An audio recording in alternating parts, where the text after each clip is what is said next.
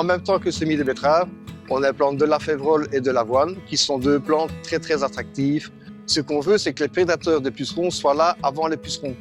Comme ça, quand le puceron arrive sur la betterave, le prédateur est déjà là pour réguler la population du puceron. Je n'ai jamais aimé les insecticides, donc le fait d'avoir des bandes fleuries pour intégrer les prédateurs des pucerons, ça me sécurise un petit peu dans le monde optique de ne pas utiliser d'insecticides. On va aller voir les pièges.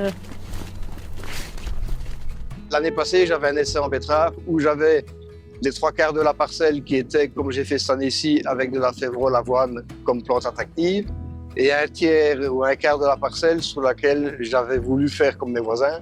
Et donc, j'ai pas mis de févrole avoine et j'ai fait des traitements insecticides comme il était recommandé. Et on a, dans ce cadre-là, compté l'évolution des pucerons et des prédateurs des pucerons. Et on a pu remarquer la synergie qu'il y avait entre le moment où on applique l'insecticide, le moment où le puceron disparaît, et malheureusement le moment où le prédateur du puceron qui n'a plus à manger parce qu'il n'y a plus de puceron, disparaît aussi. Ensuite, le puceron, il revient. Et puis, il a toujours un temps d'avance. Il revient d'autant plus fort parce qu'il n'y a plus de prédateurs. Et donc, le prédateur revient mais avec un temps de retard. Et donc, on est obligé de retraiter. On est reparti pour un tour et on a ouvert un cycle qu'on n'aurait pas dû ouvrir. Il y avait, ils ont été détruits après par les traitements. On pensait venir voir juste cette bande fleurie-là, mais non, il y a vraiment une culture intercalaire aussi qui a été ajoutée, de l'avoine, de la févrole, qui est à l'intérieur, entre les rangs de betteraves à sucre. Donc, ça sert à attirer les ennemis naturels en premier dans cette bande-là.